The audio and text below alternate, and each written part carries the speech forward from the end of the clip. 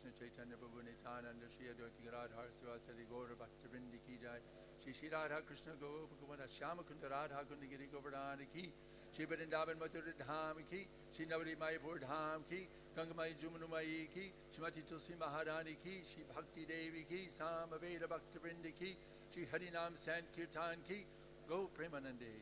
All glory is the assembled devotees.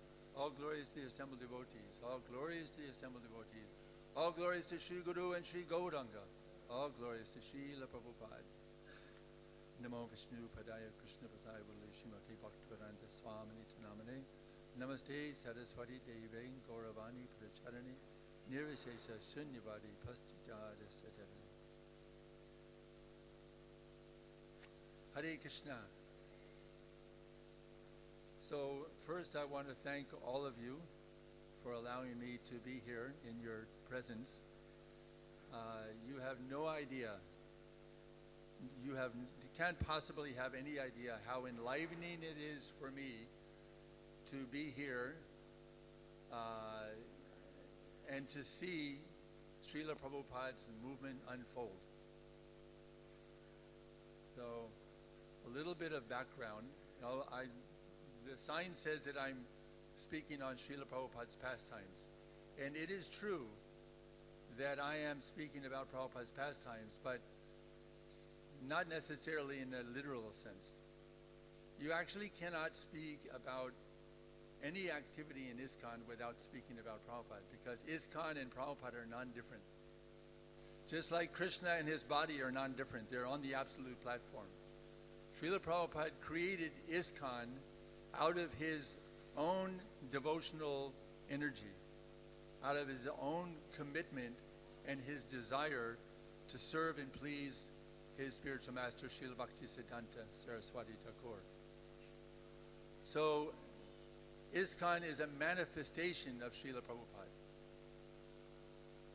And if we think of this and take this very seriously, then we will, and I'm hopeful that all of us are, taking everything about ISKCON very seriously. All of our activities, all of our sadhana, our preaching, our studying Prabhupada's books, we take it very seriously because the books, the preaching, every aspect of ISKCON is Prabhupada's body. You know, some people say, whoa, it must have been so amazing to massage Prabhupada's body personally, to be there in Prabhupada's presence. But actually, all of you are massaging Prabhupada's body personally by engaging in devotional service within ISKCON, because ISKCON is Prabhupada's body. Anyone who is dedicated and committed to serving the mission of ISKCON is serving directly Srila Prabhupada. This is a magic in Krishna consciousness. Although we are so far from the Supreme Personality of Godhead, how can we reach him? How can we touch him? How can we see him? How can we serve him?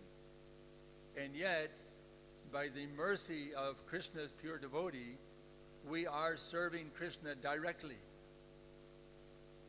By serving the spiritual master, who is connected directly with Krishna, Tadvedi pranipatena praniparashnena sevaya uparekshanti te jnanam jnaninas tattvadarshana.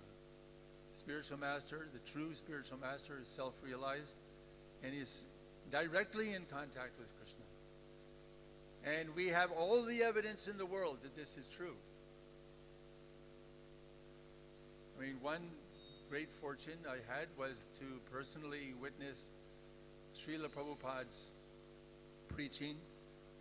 He came here many, many times, actually to be living in Hare Krishna land, as I did from 1972 to 1981. I felt myself then, and I look back and think myself now, as I know there's no way I deserved this, honestly, but I was the most fortunate soul in the world to be in the place where Srila Prabhupada spent more time than any other center in the world. You have no idea how much energy that Prabhupada put into this project.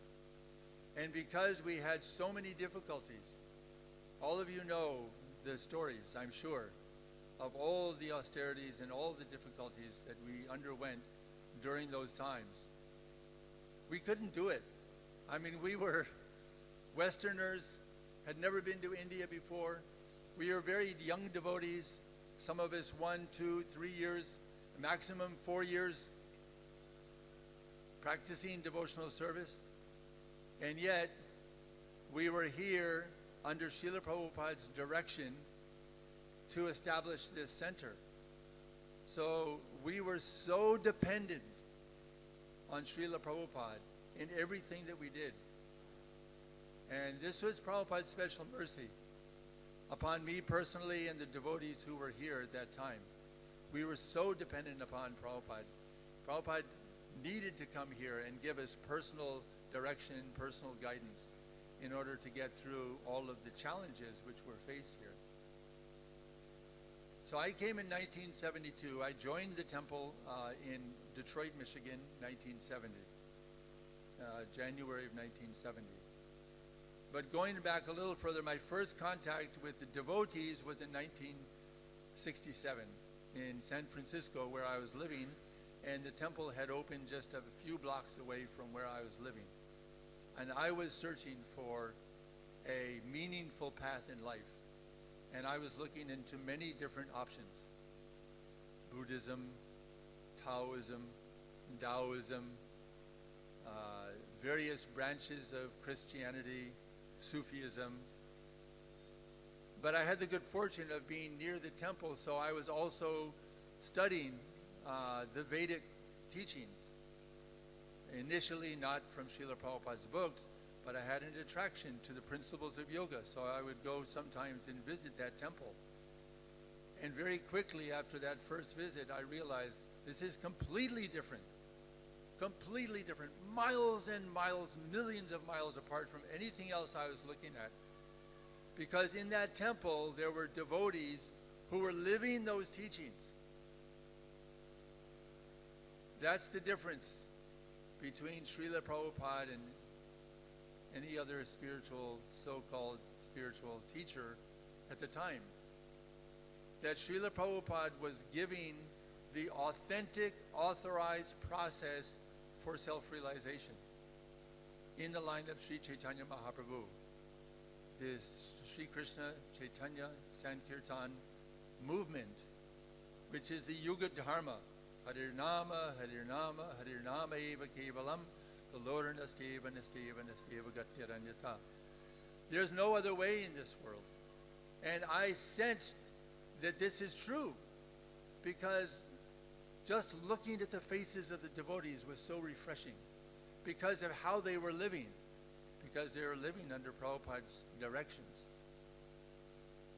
So even though I was visiting, I wasn't ready to move into the temple. Although I felt this may be my destiny, but I did various things. I went and worked on ships. I had come from college, from the East Coast to the West Coast. From there, I joined what's called the Merchant Marines, working on merchant ships. I did that for 1.5 years. And one thing that kept on coming back to me during that 1.5 years was Krishna's names. So I was very attached to chanting, but you may be interested to know that I wasn't chanting the Mahamantra so much. I got attached to the name Govinda. I thought that's such a beautiful, beautiful name. The sound vibration as it rolls off the tongue was so beautiful. So I would spend my days working on the ship chanting Govinda, Govinda, Govinda, Govinda, Govinda, Govinda, Govinda, Govinda, Govinda, Govinda, Govinda. And I was purified by that chanting. It helped me to prepare myself to where I could think of living in the temple, think of associating with it, think of deserving the association of devotees. So then, after the working on the ships, I came to visit my parents who were living in the suburbs of Detroit. And I soon discovered that a temple had opened in Detroit. So I was very happy. And I was more ready then than I was before. So I went to visit the temple there, and then I realized this is my home. This is my eternal home. There are a lot of stories that went from that moment to the time I fully surrendered, and that time took place in end of 1970. Gave myself to Prabhupada's service, and I knew that there was no looking back. And so in 1972, 1971, Srila Prabhupada came to visit Detroit, Michigan for the first time. So I had been there for now over 1 year. So it was considered that I was ready for Nam Diksha. So I took my first initiation from Srila Prabhupada then. And I remember my first direct service to Srila Prabhupada was garlanding him on the Vyasasan.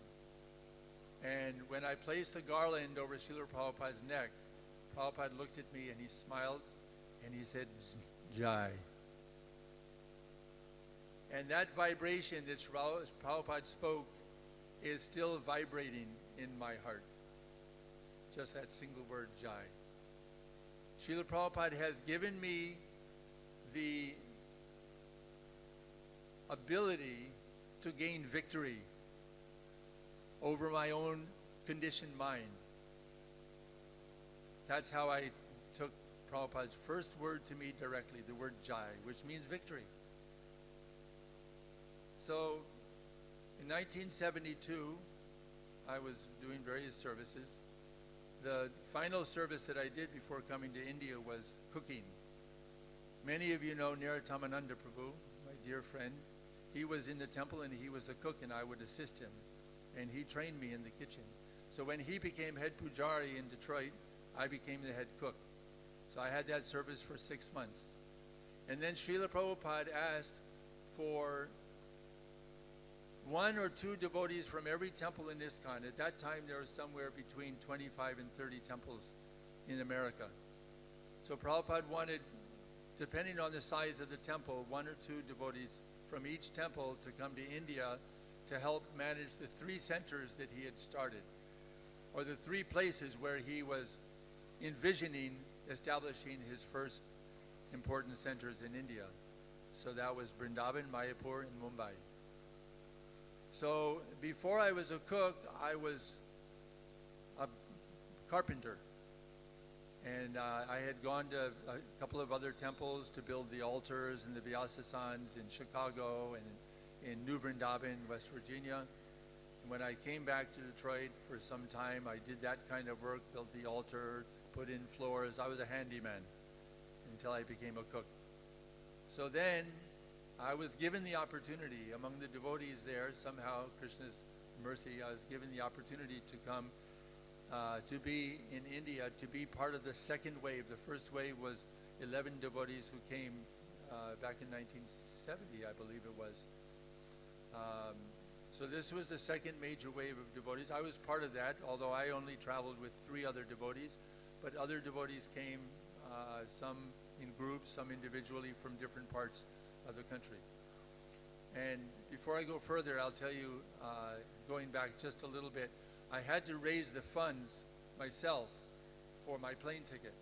So I would go out on the street and I would stop everybody I would see on the street and explain that I have been asked by my guru to go to India to serve him and serve his mission.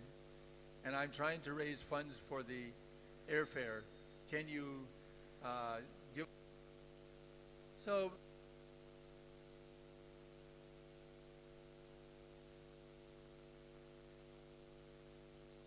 they would give $1, $2, $5, maybe $10 with a good donation. The ticket was maybe back then between $500 and $600 for a round trip ticket to India. So it was taking a long time to accumulate the funds. Then one day I was walking down the street and this very long-haired hippie fellow was walking my way, and I stopped him and I said, "Excuse me, Hare Krishna, I'm going to India to serve my guru. Do you think you might be able to help with my plane fare?" And he looked at me and he said, "Yes, I would like to help." And he reached in his pocket and he brought out a wad of cash like this. And he said, I have no idea how much is here, but you can have it. So I took that money, and it was nearly $400. So it was enough to finish my collection. Now I'm going to skip ahead a few years just quickly, and then I'm going to come back. That after coming to India, taking on various services here, maybe 5 or 6 years later, I happened to be in Calcutta. And there was a brahmachari sitting in Calcutta. I didn't recognize him, but I got to talking to him. And he turned out to be that hippie who had given me that money. And he was a brahmachari. So I don't even remember his name, to be honest. I've not seen him since then. So last time I saw him, it was in, probably 1976, 77. And he was in Calcutta, just visiting as a brahmachari. So after he had rendered that service, he started visiting the temple. And then he joined, he took initiation. I didn't keep in contact with him after that. So anyway, I came to Mumbai, but I was on my way to Mayapur. It was decided that because I had some skill in construction and building, and there was much more of an ambitious plan at that time in Mayapur to develop Mayapur, it was thought that I could be useful in Mayapur. So I was on my way to Mayapur, but I came to Mumbai first. Then I was going to catch a train to Mayapur. So it was very nice. I reached here the day after the inauguration festival on the property here, which was only coconut trees in the front of the property and some tenants buildings in the back of the property. And there was a field, an opening large enough that they could set up a pandal. And Shri Shri Radharasa Bihari, under Srila Prabhupada's directions, had come to on the altar under the pandal, and I arrived the day after that festival was over. And I arrived about 5 o'clock in the morning, and there was a kirtan going on. Wonderful kirtan singer Dinanath Prabhu was singing the kirtan. And so I stayed here. The intention was I'd stay here for a week or 2 weeks. I'd get over my jet lag, then I'd get on a train. But one thing I soon noticed was when I looked into the kitchen. We were staying in the hut. You've all heard about the hut in the back. So I noticed that in the kitchen there was a gentleman, not an ISKCON devotee, who was doing all the offerings. I was surprised because I had been the head cook for 6 months, and I understood what Srila Prabhupada's standards were in the kitchen, and I was very, very strict. Nobody at that time could even look in the kitchen, what to speak of come in the kitchen, unless they were fully bathed, they were authorized, they had clean cloth on, and then they could come, and we would keep the kitchen immaculate. At the end of every day, we would do a full cleanup. At the end of every week, we would do a complete maha cleanup, take everything apart and scrub and scrub. Everything was shiny because that's how Prabhupada wanted it. Prabhupada explained that the kitchen is Srimati Radharani's place of service. So we had to keep the high standard. When I came here and saw the cook, I saw there's no standard here at all. That everything was being done on the floor. There was no facility. There was no sink. Shri Shri Radharasa Bihari ki, Shri Shri Gaurnitai ki ji, Jai Shri Sitaram Lakshmana Hanuman ki jai. So one thing I noticed that he had this cloth, and it was very, very hot. It was the height of the summer. He was sweating terribly. And he had a cloth that he was using to wipe the tawa, where he was making the chapatis. And that same cloth, sometimes it'd be on his leg, over his shoulder, full of sweat. Oh my goodness. Prabhupada would never accept this kind of standard. There's no standard of cleanliness here. So I went to the temple president, Giriraj Prabhu, Giriraj Das Brahmachari. And I said to him, Prabhuji, I noticed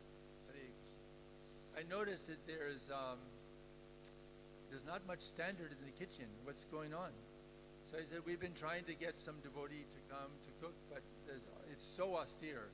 There was no sink, no stove, no oven. There was no facility. There was one little pump-up kerosene stove to cook on, plus a bucket that where there was a little charcoal fire and cow dung for making the chapatis. That was it. And that person was cooking 6 offerings a day, plus cooking for the deities. With that, no facility. So I understood why it was difficult to get devotees to go in there, but I was very attached to the cooking service. That's what I had been doing for 6 months. So I said to Giriraj Prabhu that, how about this idea? How about if I come into the kitchen and I get trained by him to cook everything down on the floor like they do in the village, sitting on the floor.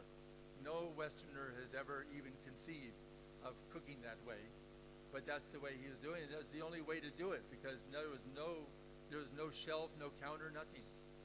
So Giriraj Prabhu was very happy with that suggestion, and he said that so the idea was that I would stay there for a month or 2.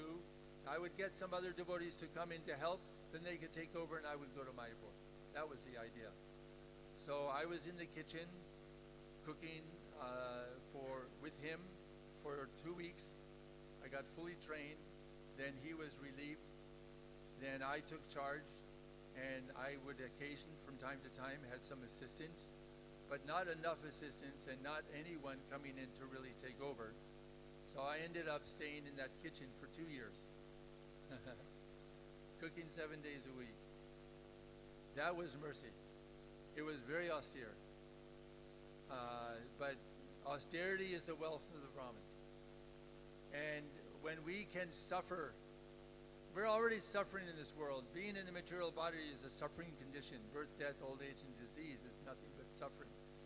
And if we're spending our life living materialistically and trying to solve and relieve ourselves of that suffering by working day and night to get the facility, just to get some comfort in this world so that we can die in ignorance and be reborn depending upon our karma, that's not a real life. So as devotees, we can embrace the suffering. We're not looking for suffering. We're not asking for suffering. But when we're taking on the commitment to serve Krishna and to serve the spiritual master, there are going to be times that we'll suffer. But that suffering is not like the materialist suffering. That suffering is an opportunity for a devotee to become purified and to advance in devotional service. So when we have these opportunities, we should embrace them. So by Krishna's mercy, I was able to have the presence of mind to see how fortunate I was to be in this situation and to embrace everything that came my way. I also had the great fortune of being in the association of some great devotees, especially, I should say, Giriraj Maharaj, who was the temple president here during all the time that I was present. I consider Giriraj Maharaj to be a pure devotee of Srila Prabhupada. He is Prabhupada's man. If anyone was a Prabhupada's man, he's a Prabhupada's man.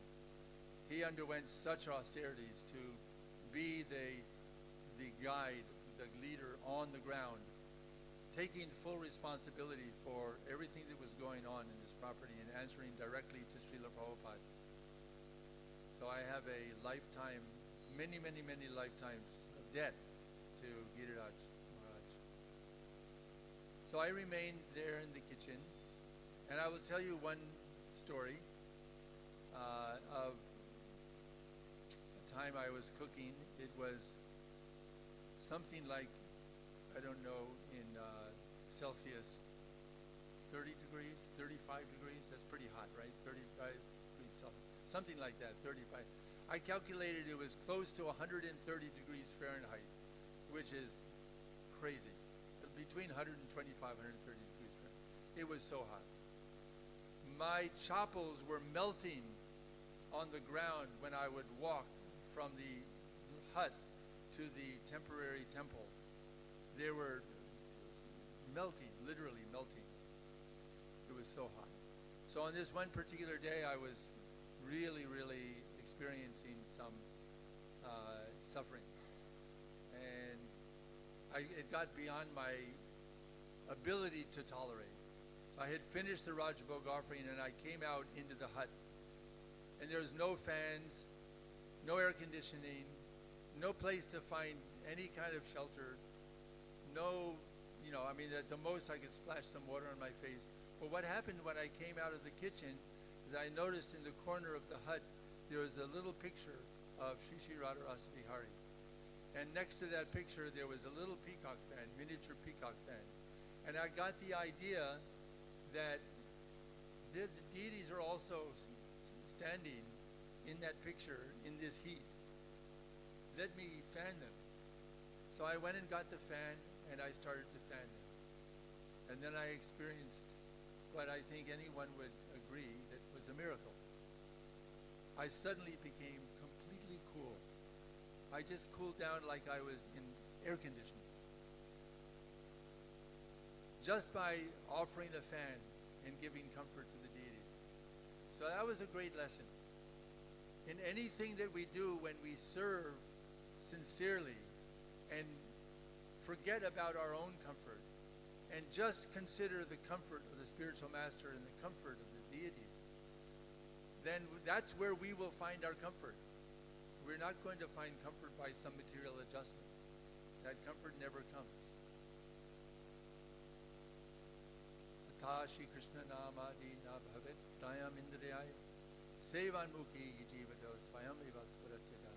Not by any action of the senses can we ever come to appreciate or to speak of understand the nature of the absolute truth. It's beyond, it's completely outside of the sensory and mental faculties. But the attitude of service is what enables us to come into the shelter in which we can become eligible to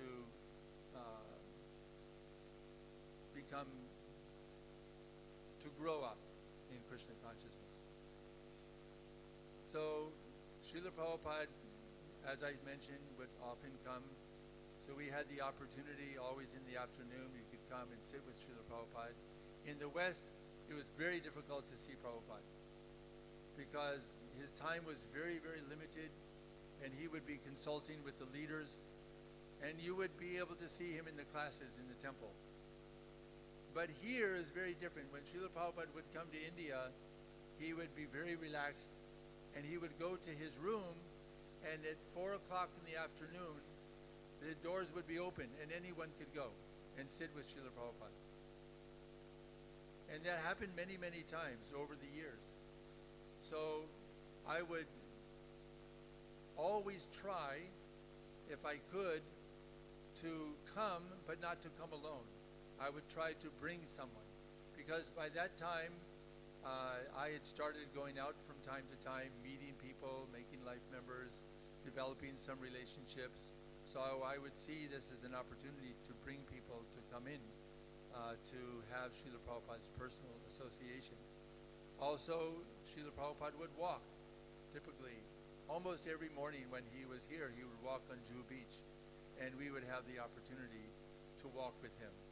Although, by the time maybe 3 months into the opening of the temporary temple before this construction was started, or perhaps construction had already started, I was a pujari in that temple. So then I wouldn't generally walk with Srila Prabhupada. I would be in the temple, and I would be there opening the curtains when Srila Prabhupada would arrive. And that would be the time. Rather than looking at the clock, we would look out to see when Srila Prabhupada would arrive. And that would be the time that we would open the curtains. Srila Prabhupada would have darshan. We would all have darshan along with Srila Prabhupada. And greeting the deities and Guru Puja. And then Srila Prabhupada would give the class. So, every organization and every culture finds strength in its history. So there's a very powerful history to this temple. I mean, there's a powerful history to our whole sampradaya. And the more we become conversant with that history, the stronger we become as a culture. So we are part of a culture that is transcendental, and it is completely independent from the materialistic cultures that surround us. We are part of Daivi Varnashram. This is a transcendental culture. And like any culture, I'm just thinking that in the Jewish faith, every serious Jew will study intimately their history, going back thousands of years to the founding fathers of Judaism. And it's very important to them. You cannot be a Jew in good standing if you're not conversant with the history. So, of course, we're studying Srimad Bhagavatam. That's all history. And we can't become well grounded in our own devotional service without being familiar with our history.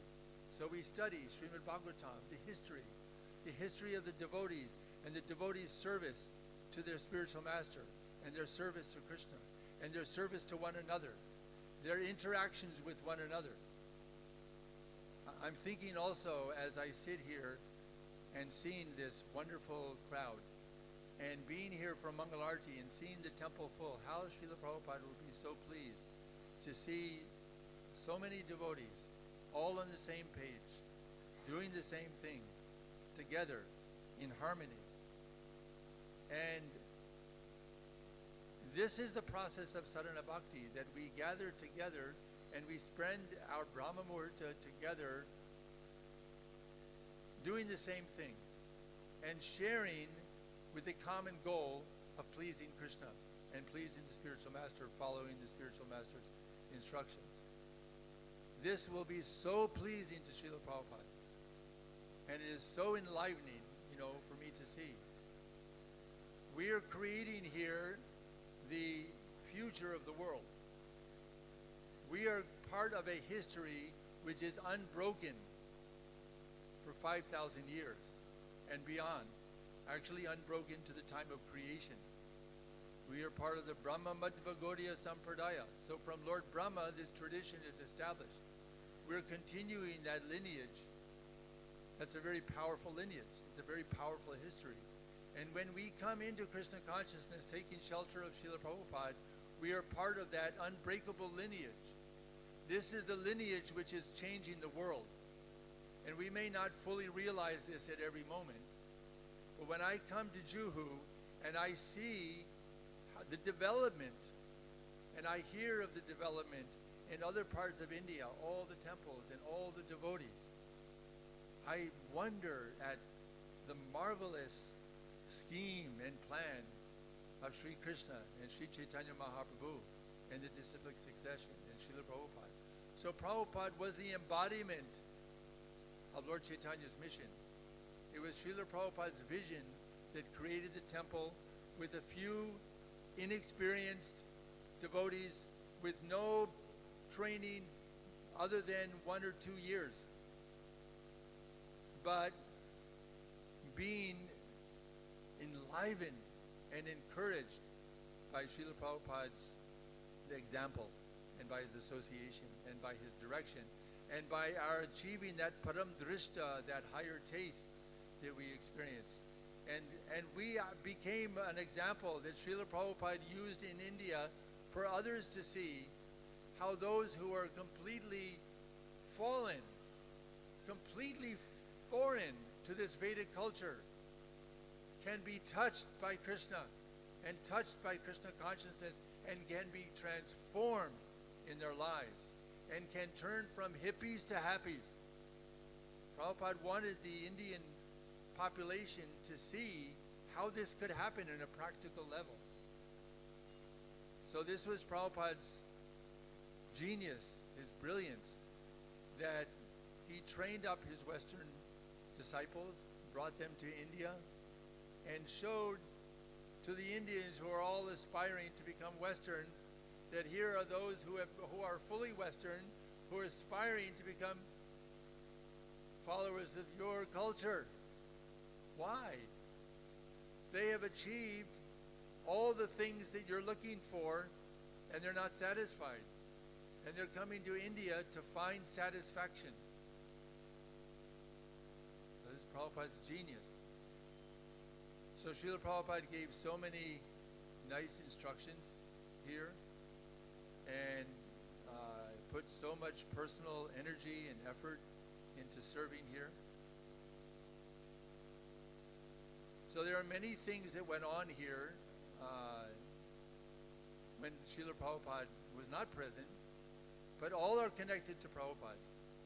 So I was asking Bhajahari Prabhu about sharing some of these other pastimes. He said, yes, I should. Some of them are a little gory, you can say.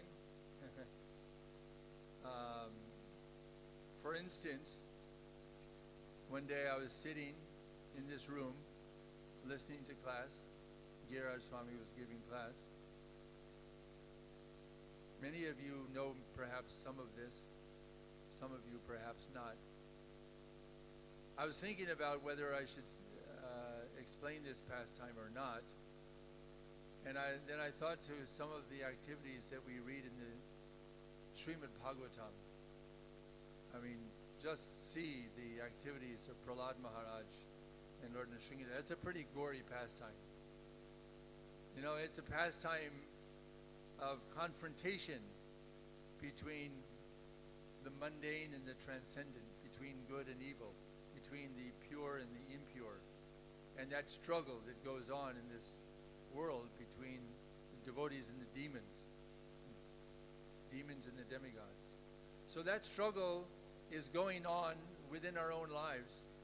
And as a little example of one of these times, so at the time I was running the Bhakti Kalakshetra, or theater, and I was in class, but I had some service to do, phone call to make, something, don't remember, but I had to leave class early, and I was going out around the guest house, and I saw something quite unusual, and that was two devotees facing one another.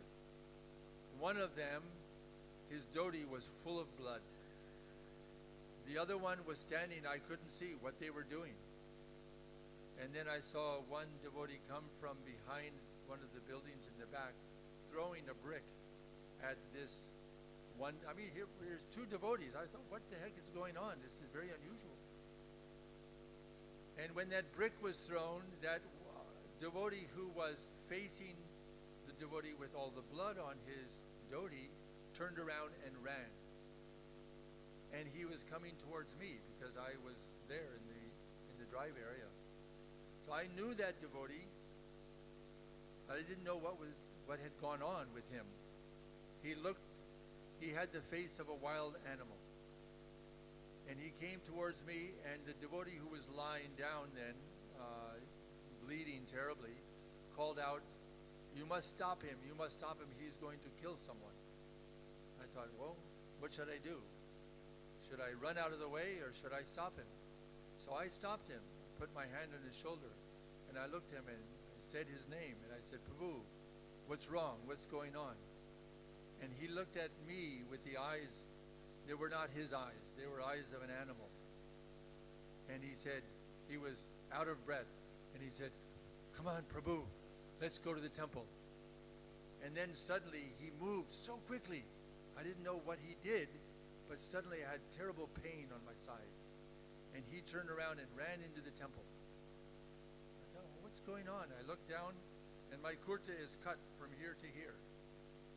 So I lift up my kurta, and blood is flowing out. He had a razor blade, an open razor blade, and he had sliced me with that razor blade. Then I ran to the devotee who was lying down, because although it hit me against the rib cage. So I knew that I was not going to die. So So I ran to that other devotee, and he was in a terrible condition.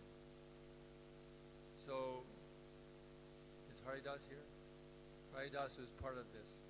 Because Haridas had been sitting in his car, presumably chanting japa, when that same person who had cut Karandar, an American devotee who was the temple manager, he went down and he approached Haridas, who was sitting in his car, and he said to him, I just killed Karandar, and now I'm going to finish you, and then Giriraj. So he had something had happened to him, and we all believe that he was haunted by a ghost. He was a troubled devotee. We believe also he had been involved in taking some drugs. He had been absent from the temple for some time, and then he came back on that particular morning with the idea that he wanted to kill these three devotees. I just happened to be an innocent bystander, and I got in his way, so I got a little reaction. But he came into the temple with his blade. Giriraj was giving the class, and I'm hearing the story later, of course, because I'm over there. And he walks in through the entrance.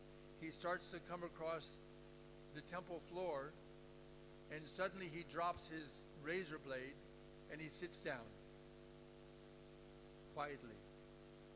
And then that one devotee who had thrown the brick came rushing in and told the devotees what had just happened.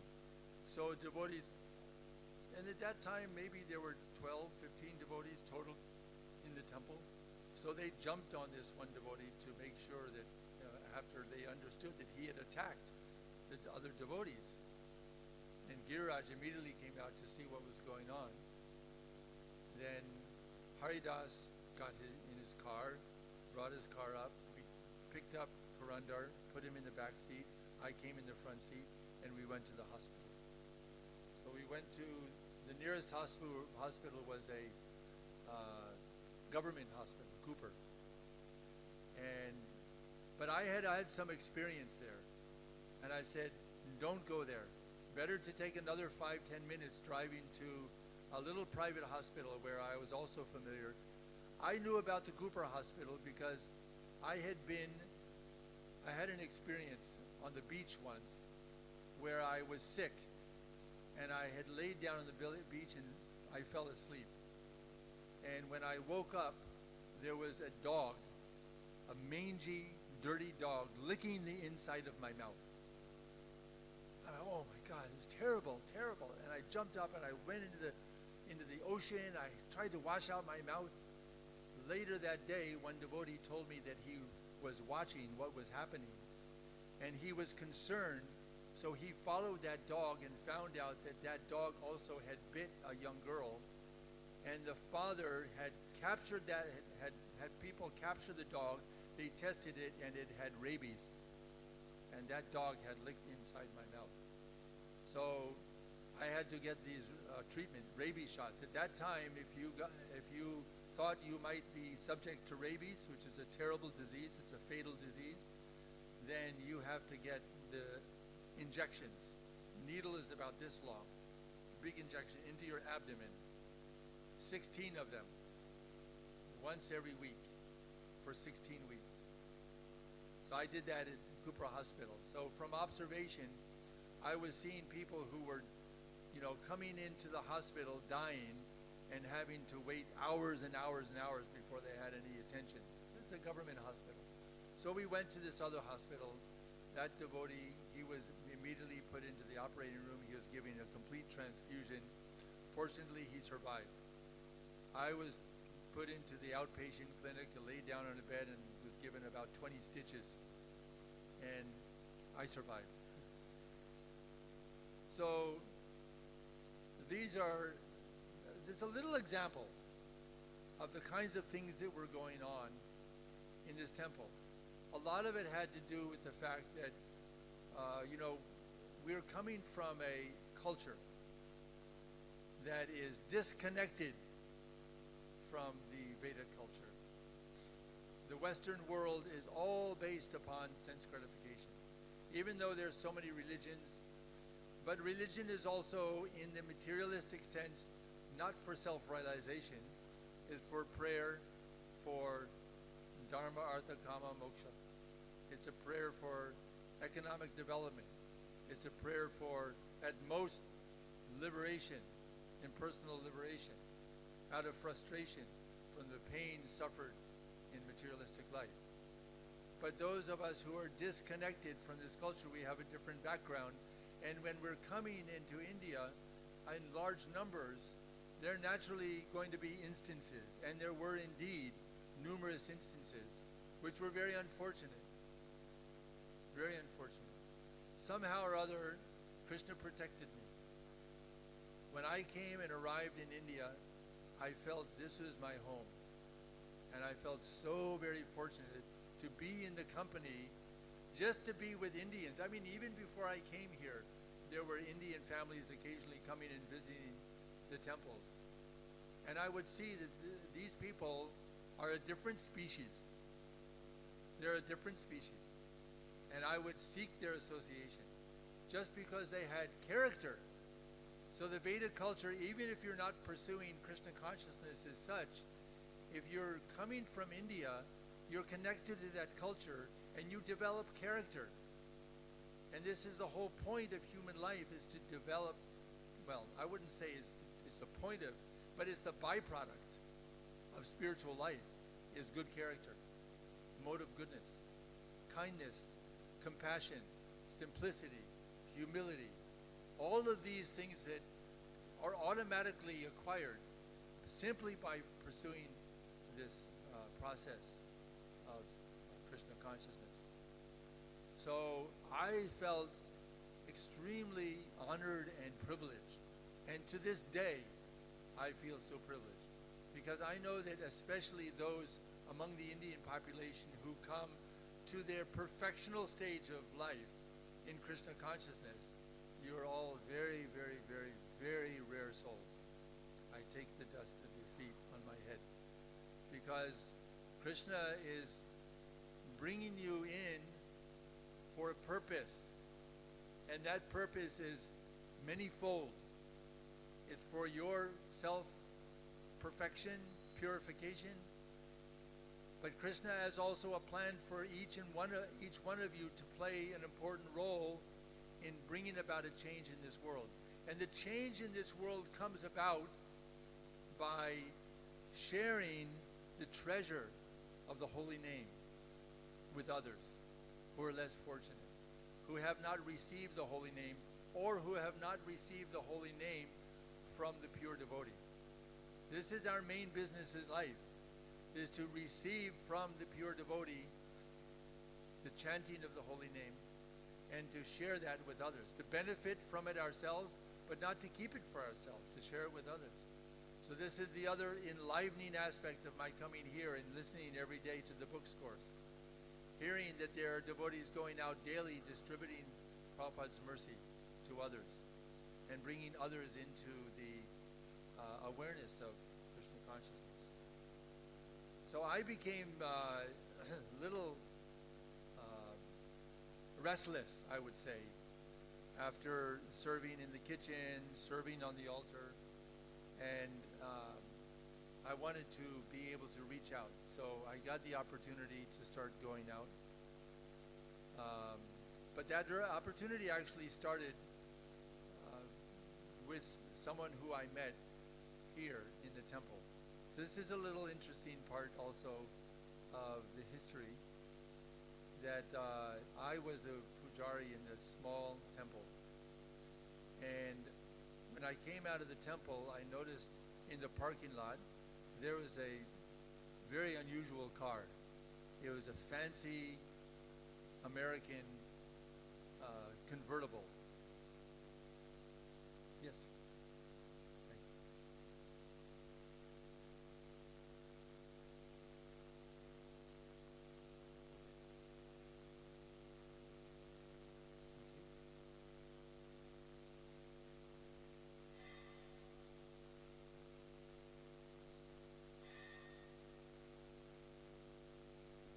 Hare Krishna. So I'm reading the car number. There's a white car standing in front of lobby. Whoever is the owner please remove the car immediately. MH02FE2374.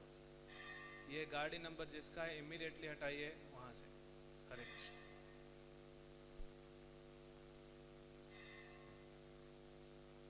So I'm telling this story because at every moment, if we keep our eyes and ears open, there's opportunities to preach. So I was very curious, whose car is this? So I made some inquiry about the tenants, from the tenants in the back, and I found it was one of the big movie stars. I thought, well, where is he? His car is here, but he's not here. So then she informed me that he has a relative, a sister living down the street, and most probably he kept his car here because it's safe. It was a very fancy, expensive car, and it would be safe here in the temple compound. So then I thought, well, I'll wait until he comes. Several hours went by. He didn't come. I put the deities. Then I woke up the deities after putting them to rest. It was time for waking up the deities. Then he still hadn't come. So then I just sat off to the side, and I had some Mahaprasadam, had a deity garland, I had some books, some gifts from the temple, and I just waited to see if he would come. And then before he got in his car, I would go and meet him, greet him, and so eventually then he came, but instead of going to the car, he went directly into the temple for darshan. I thought, oh, this is nice. So I waited at the side of the temple for him to come out. And when he came out, I greeted him, and I offered him these gifts. And I said, thank you for coming and visiting our temple. And I would love to have that opportunity sometime to explain to you some of the mission of our spiritual master. And he said, sure, I would be happy to have you come here. You can take my card, and you can just call me, and we can fix the time. So he got in his car and left.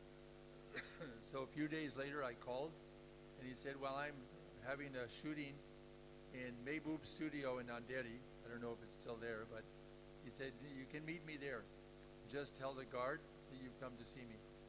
So I went there, and the guard sent in a message, and the messenger came out and then took me in to the dressing room of this actor. Now, your generation probably won't even recognize his name. His name was Premnath. He was a villain in many films, including, I believe, a film in the Ramayana. He played Ravan. Didn't Premnath play? No? Okay. So, but he played in many, many films. So I started meeting him. I had a very nice conversation with him. Then it was time for him to go into the studio and shoot. He said, come with me. Went into the studio. He had a chair put next to the camera. He said, sit there and you can watch, and then we can go back and continue our conversation. So we went back and forth several times, and then his shooting was over, and went back to the dressing room, and he said, please come to my home. So I went with him to the home. We sat and had some more conversation there. And then I didn't even mention to him about life membership, but he invited me to come again, and at several times I would visit. So in the second visit, I told him about life membership. He was very happy to sign a check and fill out the form. And then I asked him, please, can you give me a few names of people who I might be able to meet? So he gave me a list of names, Lata Mangeshkar, Amitabh Bachchan, and various names of prominent people in the film industry. So I spent the next year following up on that list and other lists that were given to me by those individuals. They all became life members, all except for one. There was one who was very stubborn. I purposely forgot his name.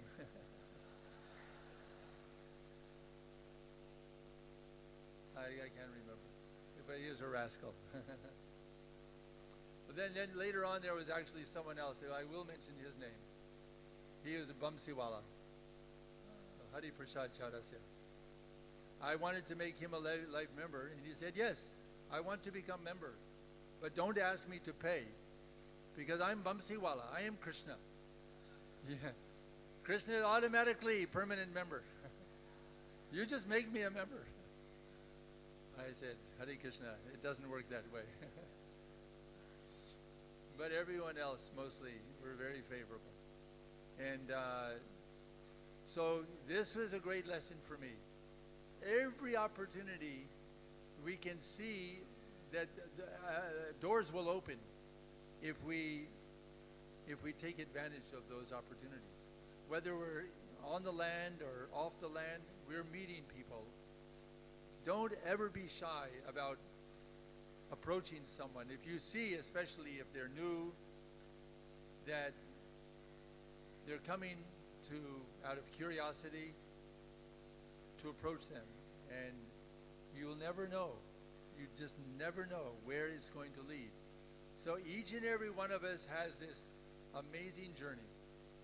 And my journey has been extremely fulfilling because I'm back here now for a visit. I'm here for 3 weeks, and I'm seeing what is Krishna's plan. I'm a family man, so I've had a business. I've had art galleries. I have a very, very prominent art gallery in America, and it's been very successful. But I'm getting many indications at this stage in my life. Krishna wants me to finish up all this nonsense, all this distraction. My children are mostly grown. One's still in college, so some still remaining responsibility is there. 5 children, 5 grandchildren, all very Krishna conscious, all devotees and engaged in service. But I'm feeling that Krishna is giving me some direction, and coming back here and being with all of you and all of my dear friends, old friends, that this may be part of my next phase of life, I'm hoping. At least I want to come more often. So I know that 9 o'clock has come and gone. I don't know if you want me to carry on, and yeah. So we are expecting a special guest coming, so are we going to continue until that guest arrives, even if he arrives at midnight?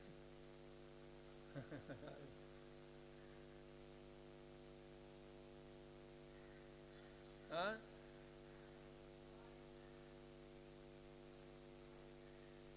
Oh, yeah, you want to know who that was? You want to know more about that? What happened? Anyway, this was there have been cases of devotees who have come to our movement who have been very disturbed in their mind. I mean, this is the effect of the modes of material nature, especially in the West. Now it's happening more and more because materialism is taking root very deeply in India. And you see an increase. I'm hearing about an increase of use of drugs, increase of divorce, increase of so many of the ills of society are seeping into Indian society. Very unfortunate. Much less so back in the early 70s when I was coming. Families generally were more traditional, but this one particular individual is from the West. He's from Canada. And he got involved. He had a background of drug use, and apparently he got involved in drugs again here. He got married here to an Indian girl, and that Indian girl's family were very much involved in black arts and ghost worship. Religion in the mode of ignorance. Krishna explains in the Bhagavad Gita that faith is there in the mode of goodness, passion, and ignorance. So he had this unfortunate exposure to these various rituals in the mode of ignorance. He was affected by that. So when he came, he had some voice in his mind that was directing him to do harm to the devotees. So I don't want to mention his name. Yeah. So I actually came back here maybe 10 years after I left in 1981 was my final year here.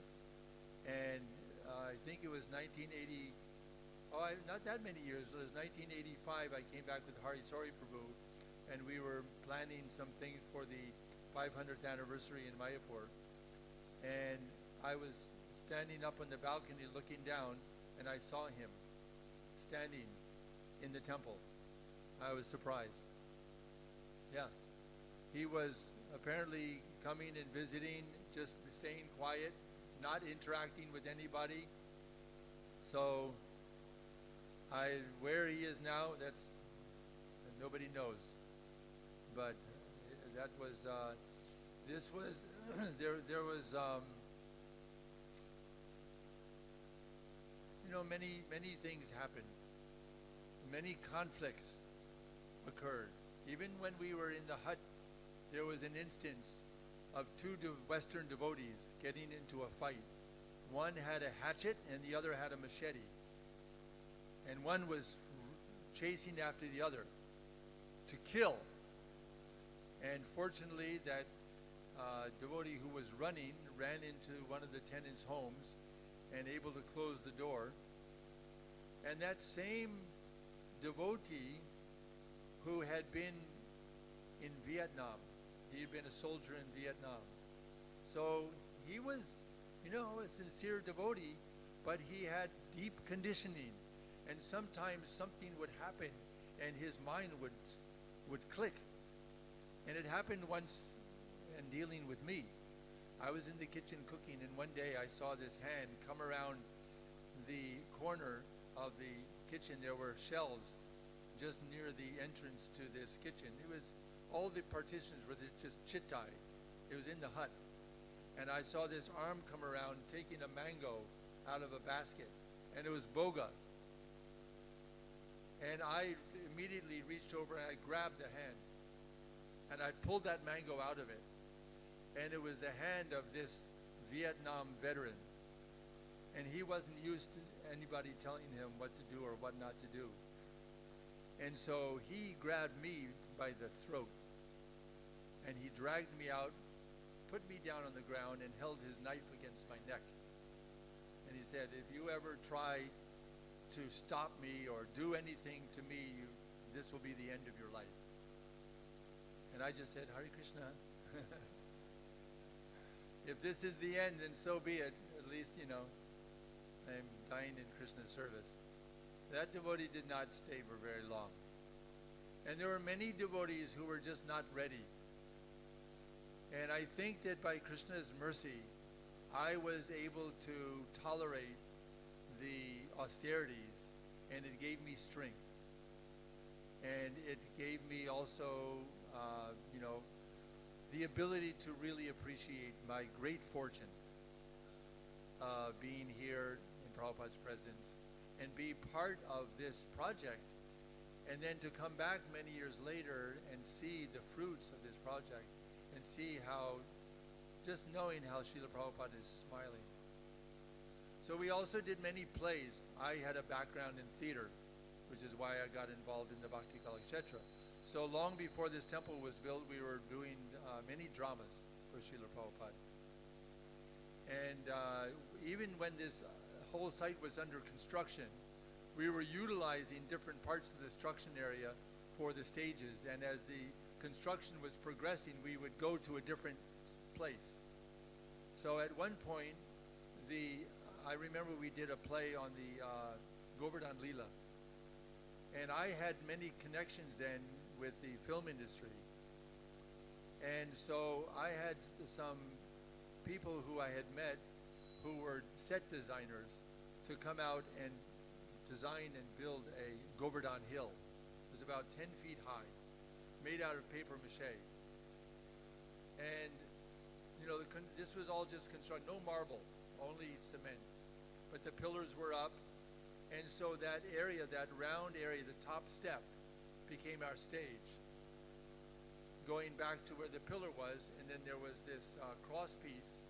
So from that cross piece and between the pillars, I had a pulley which would pick up the Govardhan Hill. And a winch that somebody could pull from these pulley systems. They could pull where you couldn't see them and pull up the hill. Then I went also to the archives, the sound archives, and I was able to get the sound of the thunderstorms. And so we had a pretty good sound system. We got it all set up and put all the speakers in place.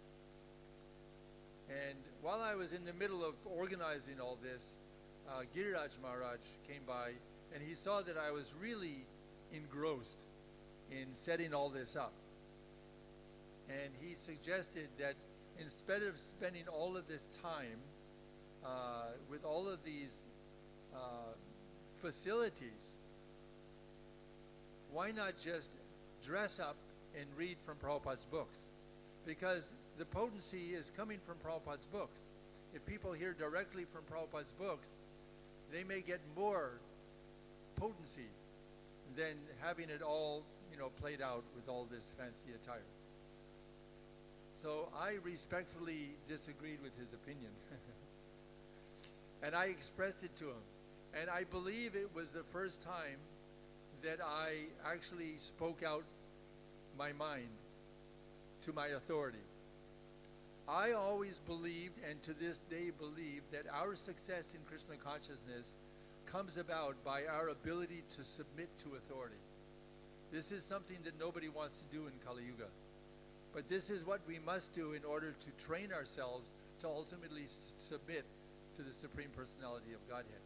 And this whole arrangement that Srila Prabhupada has put together with an authority system is our way to submit to Krishna, step by step, by submitting to our authorities. So on this particular occasion, but at the same time, Prabhupada doesn't want us to be mindless robots. He wants us to keep our own mind and our own thoughts. And in the appropriate way, according to Vaishnava etiquette, we should and can share them. So I took advantage of this opportunity to disagree. And I put up this argument that these are Srila Prabhupada's books, but enacted in a way that will capture the attention and the imagination of the audience. So I put up this argument quite forcibly, and I think he was a little taken aback and surprised that I was being, for a change, somewhat assertive. And he appreciated it. And he didn't persist in his trying to convince me to do otherwise. So we ended up having a very nice play. It was very successful. And you might all know about Baby Warrior, who played Krishna. She was about 6 years old at the time. She grew up here in one of the buildings before. And another play that we did for Srila Prabhupada was on the appearance day of Lord Nrsingadev. Srila Prabhupada was present at that time, and because I had a background in theater, so I was organizing whenever I could find a moment here and there to bring the devotees together to try to, study the lines and learn the script. And so we knew that Srila Prabhupada was going to be present, so we spent maybe a week or two working on this play. And we did this in the small temple. And that small temple, some of you may know, you may have seen pictures. It was just like a pipe structure, and it was open on all sides. And then there was the doors to the temple, and that part was all enclosed. But the front area was just a pipe structure.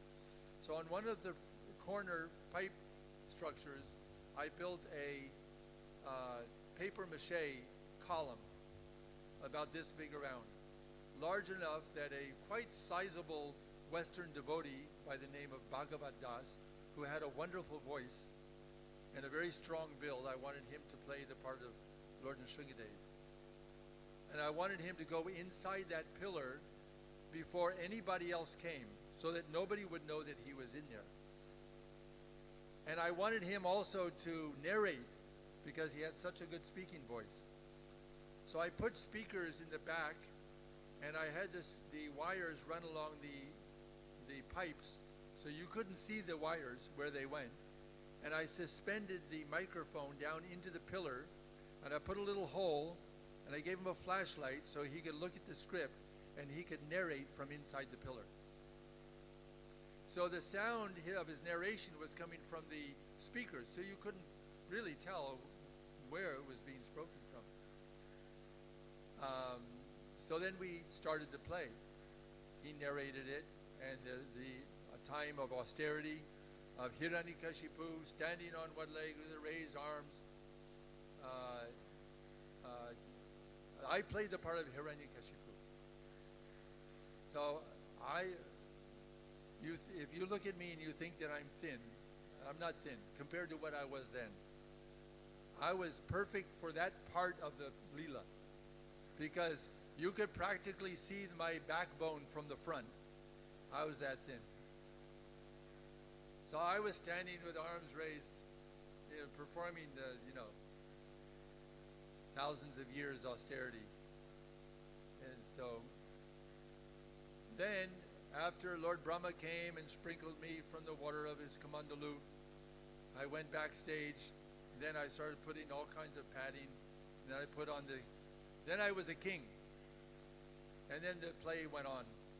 Prahlad Maharaj was played by Navyogendra Swami.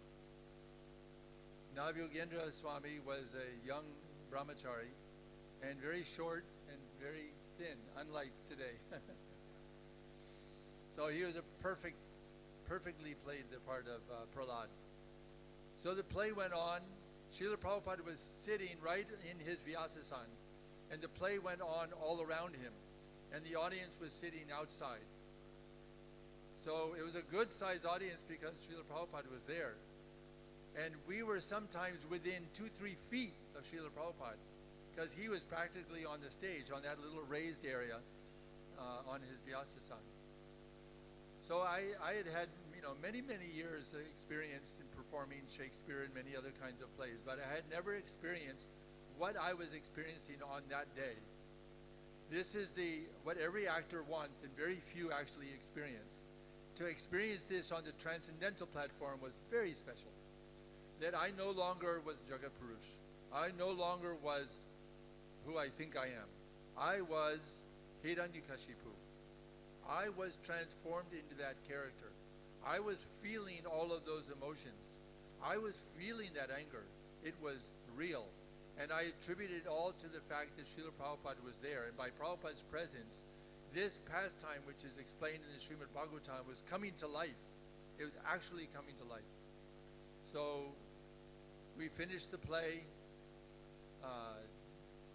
Hiranyakashipu lay dead on the floor, blood all over, his intestine around the neck of Lord Nrsingadev. And then the play was over. Then we all just stayed right where we were. I was about 3 feet from Srila Prabhupada, because that's where I lay dead when I got out, just sitting there. So then it was time for the class. So Srila Prabhupada started the class saying that today is Nrsinga Chaturdasi. And before he started the class, he said that I'm so pleased how these boys have, in a short period of time, nicely performed the drama. And then he said something that made me, I thought, this is the time. This is the best time I should leave my body. Because Prabhupada said, I want to especially thank Mr. Hiranyakashipu. He said, Mr. Hiranyakashipu has played his part very nicely. So this was the perfection of my life. That we're all serving Prabhupada. Every one of us. At every moment that we're engaged in devotional service, we're serving Srila Prabhupada's. We're serving for Prabhupada's pleasure. And, how often do we get the direct feedback from the spiritual master that he's pleased? And it's not necessary, because we're all getting feedback from other devotees, like from our authorities. And we know that that feedback is coming from Prabhupada. If our authorities are bona fide, then their expressions to us of either approval or disapproval is coming from Prabhupada, and we are guided by those directions. But to be able to be in the presence of one's own spiritual master and to know that that spiritual master is pleased is very great satisfaction. So that, of course, gave me further impetus to do more in theater, and therefore we started the Bhakti Kalakshetra. And I know that for many, many, many years, Surdas Prabhu has maintained the activities of Bhakti Kalakshetra. And I don't know if there's anything planned in the coming few weeks. I hope so, because I would like to sit in the audience and witness what's going on there. We had many, many programs. The opening of the program, there's another name those of you in the younger generation may not be familiar with, but she was the #1 actress in the whole of India. And her dance performance was the inaugural dance in the Bhakti Kalakshetra, and that was Vaijayanti Mala. Vaijayanti Mala is now, I believe, 81, 82 years old, still dancing. I'm hoping to try and see her, and she's in Chennai. So, and another great artist, M.S. Subbalakshmi, she came here and she sat in this temple and she sang for the first time in public in her whole career. For the first time in public, she sang Lord Chaitanya's Shikshastakam. She had composed, and I had met her in Chennai, and she wanted to offer this song to Lord Chaitanya. And she knew that ISKCON, being in Lord Chaitanya's tradition, would be the place to come and do it. So like I said, you know, we all have, we're all growing out of a great history, and we are creating history for the future. So don't spare any pains, don't spare any energies to do everything that you can do in your service. Doesn't matter what it is. The point is to put your heart and soul into it. Because if you put everything into your service, you'll have everything back out of your service. If we surrender everything to Krishna, Krishna responds with everything. And the example is there given in the pastime of Krishna and Sudama. Sudama had nothing to offer but some simple chipped rice. But he gave what he had, and he gave it with complete love. And see how Krishna reciprocated. He didn't even want a palace, but Krishna knew this would be nice for him, for his wife, for his family. Krishna gave, and Sudama, he was not even, you know, he became concerned. Oh, please, Krishna, protect me. Protect me. Don't ever let me become attached. Of course, we know that there's no way he would become attached, because his attachment to Krishna was indescribable and unbreakable. So in our daily service, our goal is to make our attachments to Krishna and our attachments to devotional service and our attachments to sharing the beauty and the treasure of devotional service with others. That attachment should overcome everything else, and it will if we're sincere and if we are persistent. So by strong faith and by sincerity and by determination and persistence and remembering this most important verse, Yata Devi Tata Guru. You know this verse? Yata Devi Para Bhaktir Yata Devi Tata Guru Tasyaite Katita Yarta. We are depending upon our faith in Guru and Krishna in order to perfect our devotional service. So we're developing that faith day by day and inch by inch. So I'm taking a lot of time. Maybe any of you have any questions? Or, yes, Prabhu. Oh, yes. Hare Krishna. सभी भक्तों के लिए एक आनंद का समाचार है। अभी महाराष्ट्र के राज्यपाल आदरणीय भगत सिंह कोश्यारी जी यहाँ पर भगवान जी के दर्शन के लिए आ रहे हैं, तो तब तक प्रश्न उत्तर चलेंगे और उसके उपरांत कीर्तन भी चलेगा। तो सभी भक्तों से अनुरोध है कि बैठे रहिए। हम जानते हैं आपको भूख लगी होगी, लेकिन फिर भी थोड़ा सेवा के रूप में आप बैठे रहिए। Hare Krishna. Continue. Yeah, so anyone like to add anything or ask anything?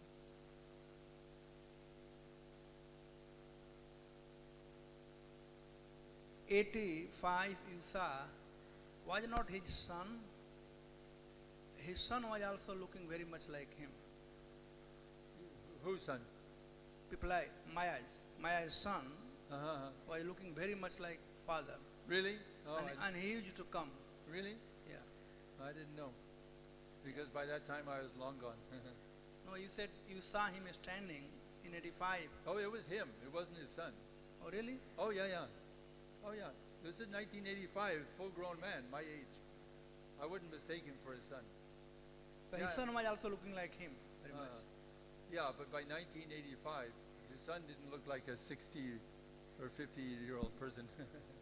No, I confirmed, because I was surprised, and I inquired and found that it was actually him, and that he would come. He came back several times, but he never talked to anybody.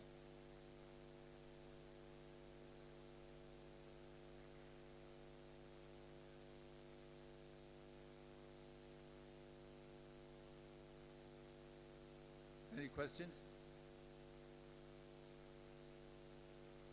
You know, these pastimes, the history of Srila Prabhupada's preaching will be written in further later editions of Srimad Bhagavatam.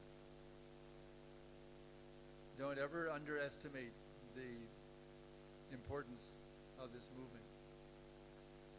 And it's very interesting also as I look out and I see all the faces, I'm recognizing faces of devotees who were living in the temples when I first joined in San Francisco. These devotees who have passed on, and I'm wondering if any of them are here. Because Srila, once we take Prabhupada's shelter, Prabhupada guarantees that he will keep coming back again and again as often as necessary to personally bring us back to the spiritual world. Prabhupada's potency is unlimited because he is Shakti Vaishavatari. He's fully empowered.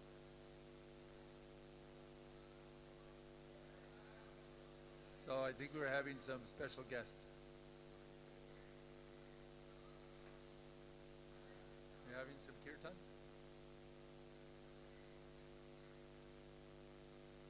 You want the mic?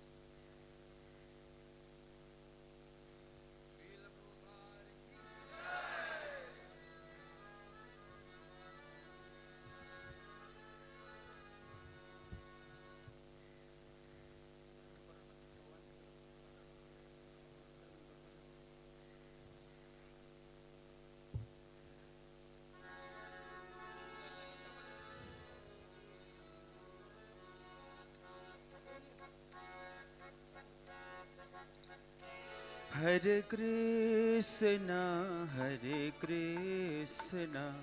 Krishna Krishna, Hare Hare, Hare Rama, Rama Rama, Hare Hare, Hare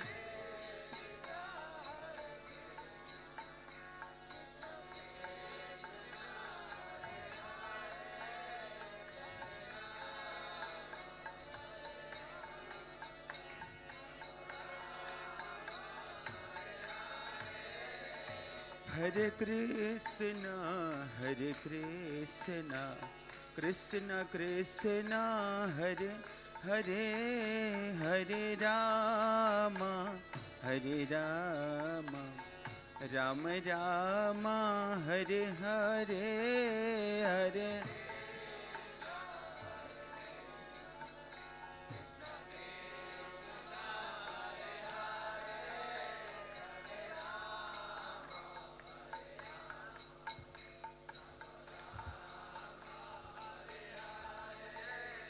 Hare Krishna, Hare Krishna, Krishna Krishna, Hare Hare, Hare Rama, Hare Rama, Rama Rama, Hare Hare. Hare Krishna, Hare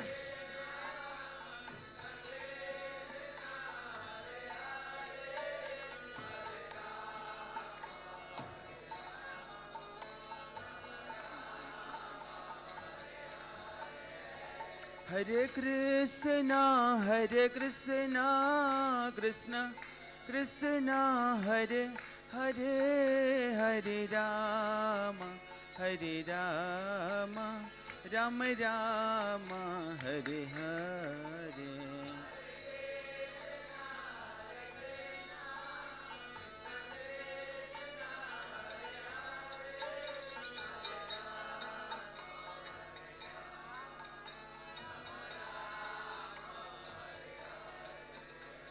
Hare Krishna, Hare Krishna, Krishna Krishna, Hare Hare, Hare Rama, Hare Rama, Rama Rama, Hare Hare.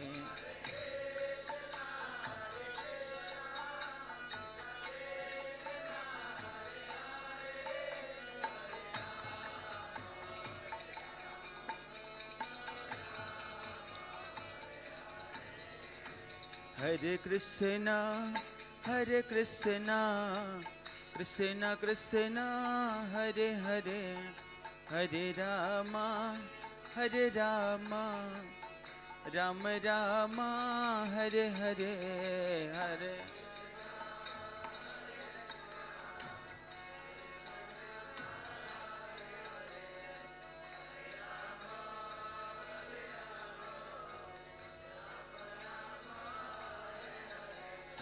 Hare Krishna, Hare Krishna, Krishna Krishna, Hare Hare, Hare Rama, Hare Rama, Rama Rama, Hare Hare.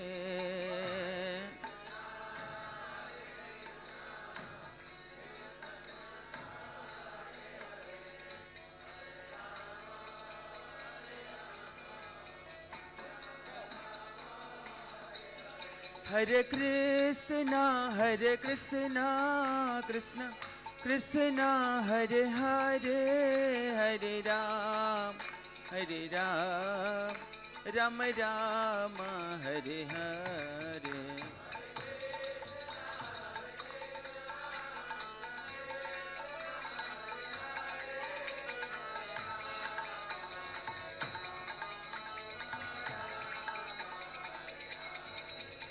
Hare Krishna, Hare Krishna, Krishna Krishna, Hare Hare, Hare Ram, Hare Rama, Rama Rama, Hare Hare.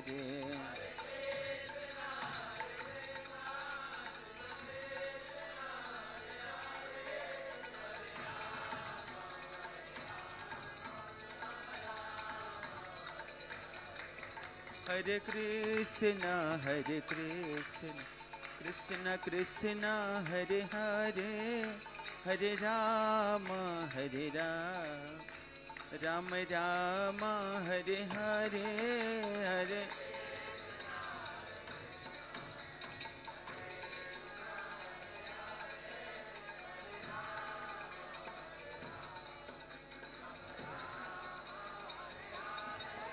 Hare Krishna, Hare Krishna, Krishna Krishna, Hare Hare, Hare Rama, Hare Rama, Rama Rama, Hare Hare, Hare.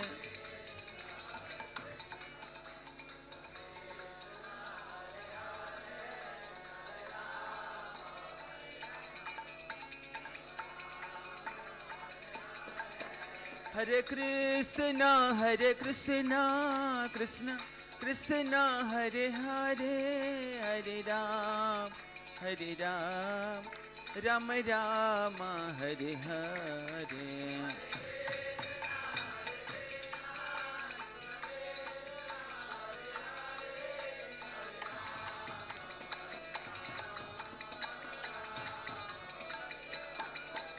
Hare Krishna Krishna Krishna Hare Hare Hare Ram Rama Rama Hare Hare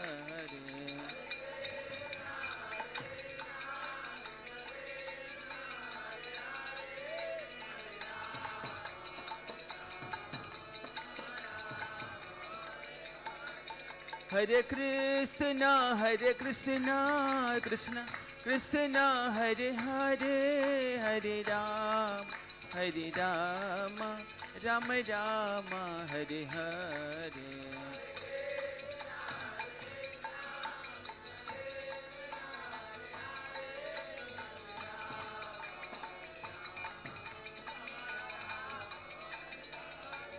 Hare Krishna Krishna Krishna Hare Hare Hare Rama Rama Rama Hare Hare Hare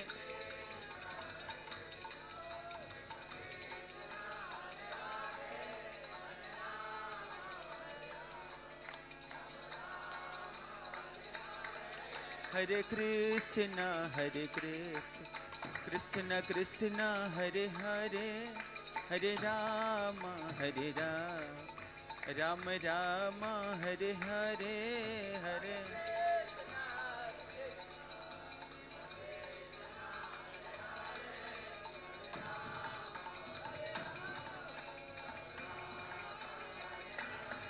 Hare Krishna Krishna Krishna Hare Hare Hare Rama Rama Rama Hare Hare Hare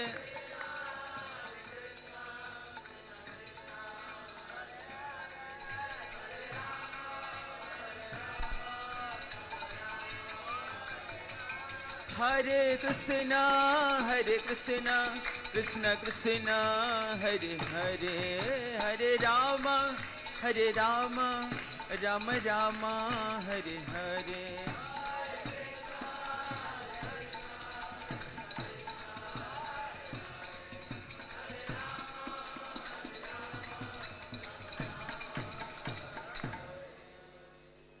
Shri Shri Radha रस बिहारी भगवान की, श्री श्री सीताराम लक्ष्मण हनुमान जी की, श्री श्री गौर निताय जी की, गौर प्रेमानंदे, गौर प्रेमानंदे, गौर प्रेमानंदे। अभी वो घड़ी आ गई है जिस घड़ी का हमें इंतजार था। भगत सिंह कोश्यार जी आपसे भली भांति परिचित हैं, जैसे कि मैंने सुबह प्रातः 4:30 बजे आपको बताया था। ये ऐसे संत हैं, इस पोस्ट पे भी उनके जीवन में 2-4 कपड़े से ज्यादा नहीं है और इतने देश प्रेमी हैं जिसका मैं बखान नहीं कर सकता हूं। उत्तराखंड के ex chief minister, Atal ji के अनन्य मित्र और भक्ति में ओतप्रोत, कर्मठता में ओतप्रोत, त्याग में ओतप्रोत। हमें सौभाग्य है कि महाराष्ट्र के गवर्नर बन के यहाँ पर आए हैं।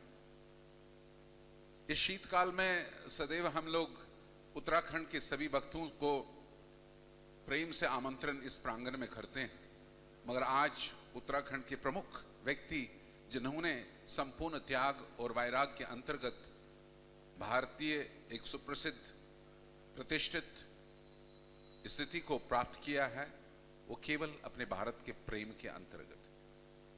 मुझे उनको यहाँ पर इस सभा में राधा रास बिहारी के प्रांगण में और श्रील प्रभुपाद जी के ऑफिस में उनको यहाँ पर वेलकम करते हुए बड़ा आनंद आ रहा है। और मैं आपको सबको चाहूंगा कि आप भी उस आमंत्रण में, आप सभी भली भांति जानते हैं कि हम लोग अंतर्राष्ट्रीय कृष्ण भावना संघ में कैसे आमंत्रण करते हैं। दोनों हाथ ऊपर उठा के आप बोलेंगे हरे कृष्णा कृष्ण कृष्णा हरे हरे, हरे राम राम राम हरे हरे, हरे कृष्णा कृष्णा कृष्णा हरे हरे, हरे राम राम राम हरे हरे कृष्णा कृष्णा कृष्णा हरे हरे हरे राम राम राम हरे। उनके समक्ष में बैठे हुए हैं अशोक जी, अशोक हिंदुजा और सभी ब्रदर्स जो अंतर्राष्ट्रीय कृष्ण भावना संघ के स्पेशल केंद्र का चेयरमैन हैं और ग्लोरी ऑफ महाराष्ट्र प्रोजेक्ट उनके कर कमलों से न्यू बॉम्बे में बना रहे हैं और श्रीला प्रभुपाद जी के इस बड़ी परंपरा को आगे बढ़ा रहे हैं। उनका कर्मठता से यहाँ पर योगदान बहुत सालों से है। प्रभुपाद जी के साथ में बीच में वॉकिंग किया करते थे और उनके सभी भ्राता जी सभी लोग प्रभुपाद जी के साथ चला करते थे। उनका आशीर्वाद असीम उनको प्राप्त हुआ है और इसलिए अनन्यता के साथ दिल्ली मंदिर का भी उन्होंने बहुत कार्यक्रम किया है, यहाँ पर भी बहुत कार्यक्रम कर रहे हैं, न्यू बॉम्बे में और कार्यक्रम करें, लंदन अमेरिका जितने भी पूरे जहाँ जहाँ पर भी हिंदुजा ब्रदर्स जाते हैं वहाँ पर कुछ न कुछ सेवाएं करते रहते हैं। और हमारा बड़ा ही सौभाग्य है कि गवर्नर साहब यहाँ पर आए और उन्होंने इस प्रांगण में आने के लिए स्वीकृति दी और आप सभी बड़े उत्साह से सुबह से ही वेट कर रहे हैं। उसका धन्यवाद करते हुए मैं उनसे अशोक जी से निवेदन करूंगा कुछ शब्द बोलें उनके आमंत्रण में। यस, मैं रिक्वेस्ट करूंगा क्योंकि लेट हो गए हैं, मैं गवर्नर साहब को बोलूंगा कोई 2 शब्द बोले।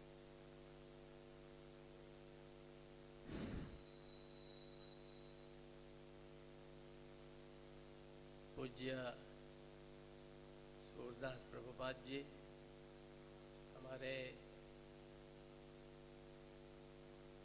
तीनों है ना और के दोनों चलेंगे?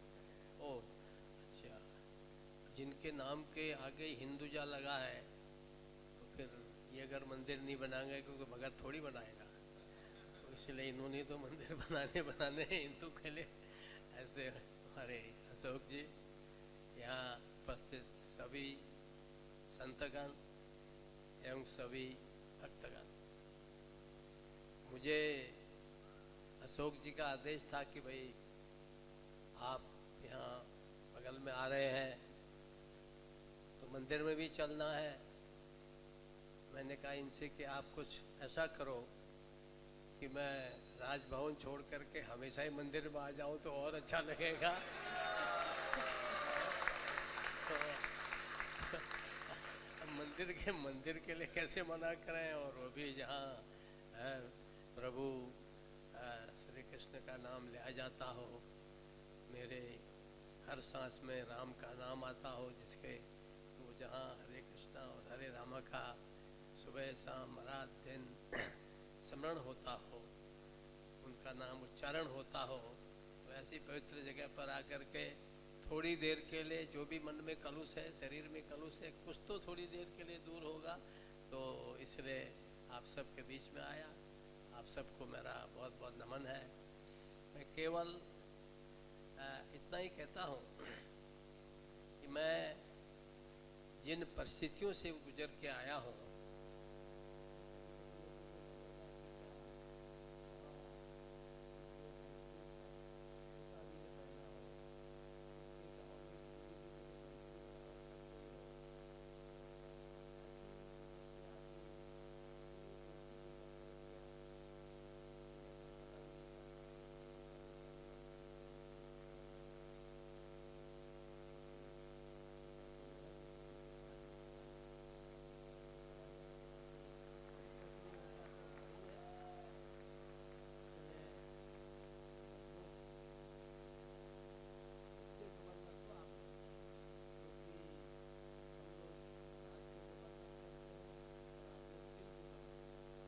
और जिसने हृदय को छू दिया, तो मैं सोचता हूँ कि उससे बड़ा गवर्नर तो कोई है ही नहीं।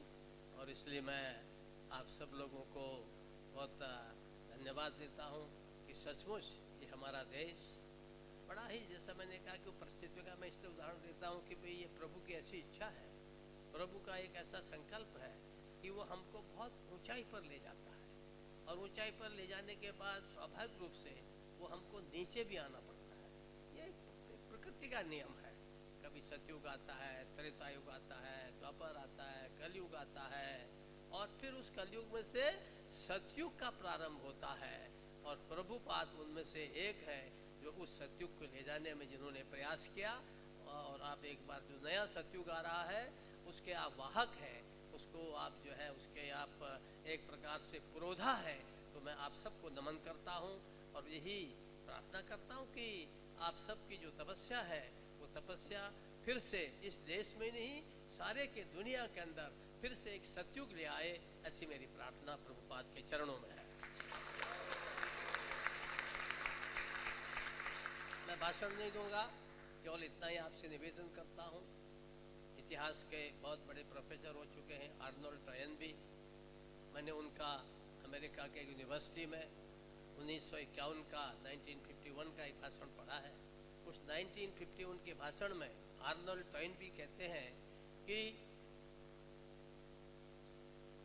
19th century was the century of science, 20th century is the century of technology, and 21st century will be the century of spirituality, and that will be the century of India. तो इसलिए एक प्रकार से ये भारत का century होगी, स्वामी विवेकानंद कह गए, सब लोग कह गए हैं, और ये आर्नोल्ड टॉयनबी भी कहता है। तो इसका सीधा अर्थ है आज जो पूरा वेस्टर्न कंट्रीज हरे कृष्णा हरे रामा बोलते जा रहे हैं, तो उसके पीछे हमारे अनेक साधु संतों का एक प्रकार से उनकी तपस्या है, उनकी साधना है। मैं सोचता हूँ कि उन साधु संतों के पदचिन्हों पर चल करके हम सब लोग इस दुनिया के अंदर उस सतयुग को लाने के लिए और उस स्पिरिचुअलिटी, उस अध्यात्म को जगाने के लिए हम सब प्रयास कर रहे हैं। मैं आप सबका फिर से एक बार वंदन, अभिनंदन। अशोक जी का बहुत अभिनंदन कि आप मुझे यहाँ तक लाइए। आप वहाँ तो मुझे चाय पिलाएंगे, यहाँ आपने उससे और आगे की चीज़ पिला दी है, और उसके लिए मैं आपका बहुत बहुत धन्यवाद करता हूँ। बहुत बहुत धन्यवाद। बहुत बहुत धन्यवाद भगत जी का। थोड़ा सा हम निवेदन करना चाहेंगे देवकीनंदन प्रभु जी का, जो हमारे जोनल सेक्रेटरी हैं। ब्रजहरी प्रभु साथ में आए, हमारे अध्यक्ष हैं यहाँ पर। श्री राधा रास बिहारी जी का सुंदर तस्वीर, जिनका अभी उन्होंने पूजन किया, उनको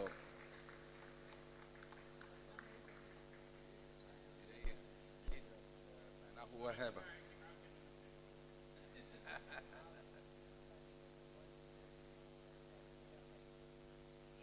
नमी हो जाती है। एक स्पेशल एक और उपहार इनके लिए, एक कृष्ण आर्टबुक है। हरि बोल, हरि बोल, हरि बोल, हरि बोल। एक और उपहार इस प्रभुपाद जी के ऑफिस का, बॉम्बे के इस मंदिर के विषय में है, जहां पर बहुत अथक प्रयास किया हुआ है। एंड एक मिनट जहां पर हर जो अशोक जी के हाथों से निर्माण हो रहा है उसका विजन, और आपके पूर्व गवर्नर का उनका सहयोग, ये जो बन रहा है, हम तो सहयोग लेते हैं, देते कहाँ।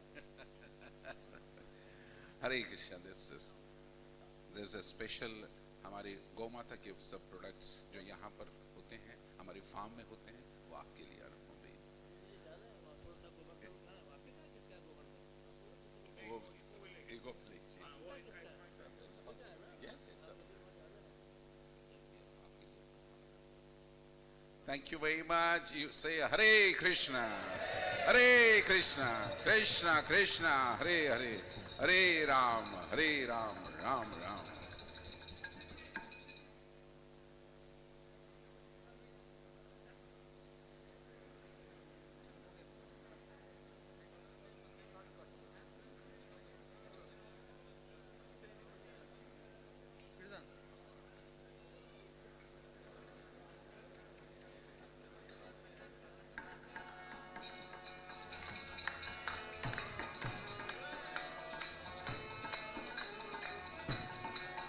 Hare Krishna,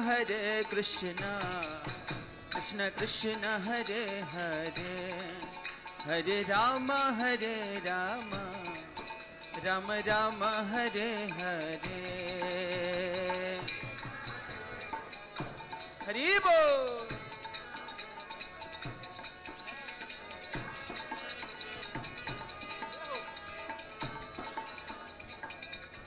Hare Krishna,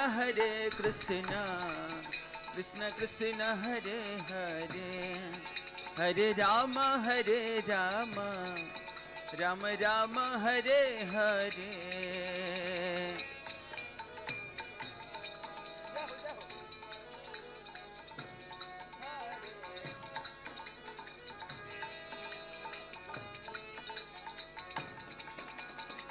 Hare Krishna, Krishna Krishna, Hare Hare, Hare Rama, Rama Rama, Hare Hare, Hare.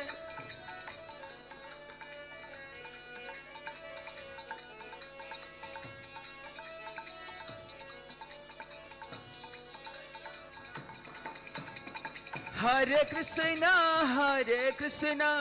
Krishna Krishna, Hare Hare, Hare Rama, Rama Rama, Hare Hare, Hare.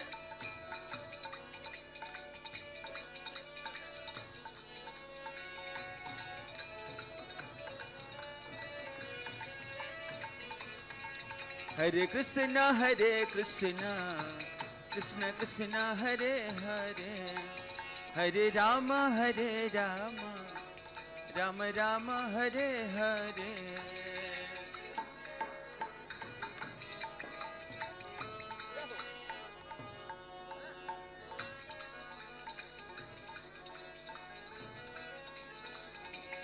Hare Krishna, Krishna Krishna, Hare Hare, Hare Rama, Rama Rama, Hare Hare.